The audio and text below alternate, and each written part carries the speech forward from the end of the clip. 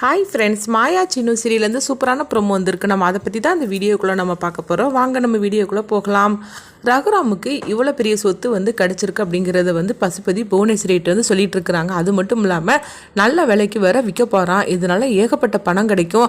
அந்த பணத்தை வச்சு அவங்க குடும்பத்தில் உள்ள அவ்வளோருக்குமே அந்த சொத்தை அவங்க பிரித்து கொடுக்க போகிறானா அப்படின்னு சொல்லவும், இதில் ஏதாவது நம்ம ஒரு பிரச்சனை ஏற்படுத்தணுமே அப்படின்னு பசுபதி புவனேஸ்வரி கிட்ட சொல்லிட்டு இருக்கும்போது அப்போ புவனேஸ்வரி சிரிக்க ஆரம்பிச்சிருந்தாங்க. இதனால பசுபதிக்கு ஒன்றும் புரியாமல், என்ன புவனா நான் அப்படி சொல்லியிருக்கிறேன், நீ என்னென்ன சிரிச்சுக்கிட்டு இருக்கிற அப்படின்னு சொல்லவும், இதனால நம்ம ஏதாவது ஒரு பிரச்சனையை அந்த குடும்பத்தில் நம்ம ஏற்படுத்தணும் அப்படிங்கிறாங்க.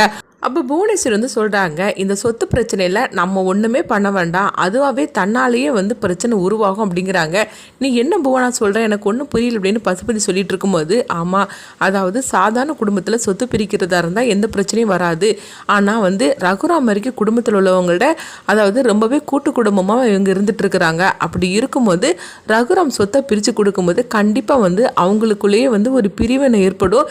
இதனால பிரச்சனை அவங்களாலே வரும். அதுவும் பத்மா பார்வதி அந்த குடும்பத்தில் இருக்கும்போது பிரச்சனைக்கு அப்புறமா சொல்லித்தரவே வேண்டாம் அப்படிங்கிறாங்க.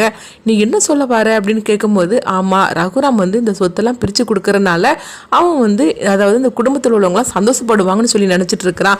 ஆனால் அதுதான் கிடையாது. இந்த சொத்தை பிரித்து கொடுக்கறனால தான் அவங்களுக்குள்ள ஒரு பிரிவினையே ஏற்பட போகுது அப்படின்னு சொல்லவும், இதை நம்ம எதுவுமே பண்ண வேண்டாம், அதுவாகவே தன்னாலே நடக்கும் அப்படின்னு சொல்லிட்டு இருக்கவும், இது கிட்டதுமே பசுபதி, ஆமாம் புவனா நீ சொல்கிறது கூட கரெக்டு தான் அப்படிங்கிறாங்க.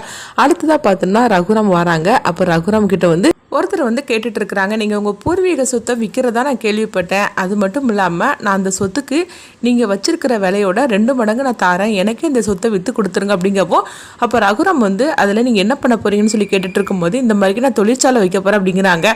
உடனே ரகுராம் சொல்கிறாங்க, இல்லை நான் உங்களுக்கு விற்கிறதா இல்லை அப்படிங்கிறாங்க.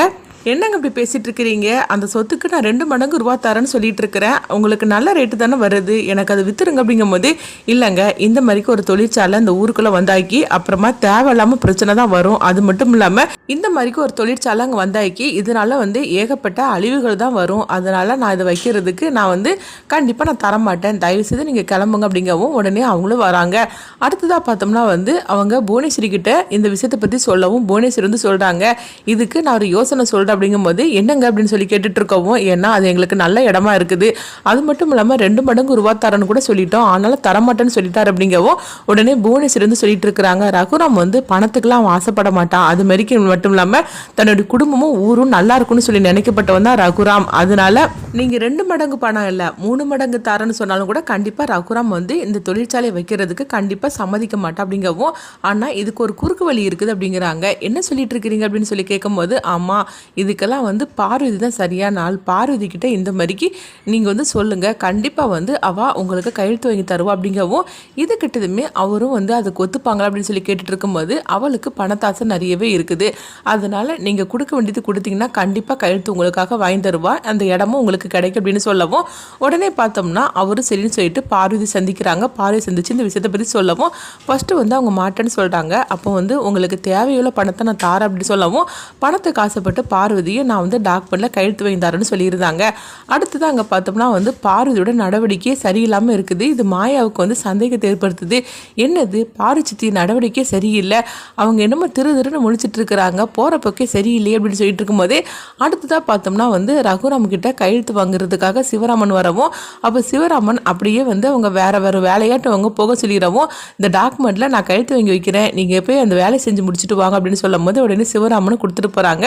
அப்போ பார்க்கும்போது இந்த டாக்குமெண்ட் பேப்பரையும் உள்ளே வச்சு ரகுராம் கிட்ட கையெழுத்து வாங்குறதுக்காக அவங்க பார்வதி வரவும், ரகுராமும் படித்து பார்க்காம கையெழுத்து போடுறதுக்காக இருக்கிறாங்க. கரெக்டாக பார்த்தோம்னா மாயா தடுத்து நிறுத்திடுறாங்க.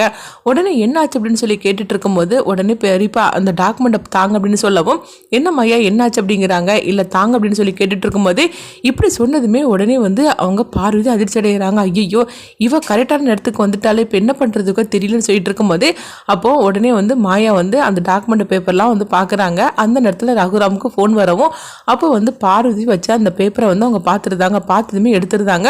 அப்போ ரகுராம் வந்ததுமே என்னாச்சு மாயான்னு சொல்லி கேட்டுட்டு இருக்கும்போது, ஒன்றும் இல்லை பெரியப்பா, நம்ம படித்து பார்க்கணும்ல அதுக்காக தான் நான் எடுத்தேன் அப்படிங்கவும், ஒன்றும் இல்லை நீங்கள் கையெழுத்து போட்டு கொடுங்க அப்படின்னு சொல்லவும் கையெழுத்து போட்டு கொடுத்துருந்தாங்க.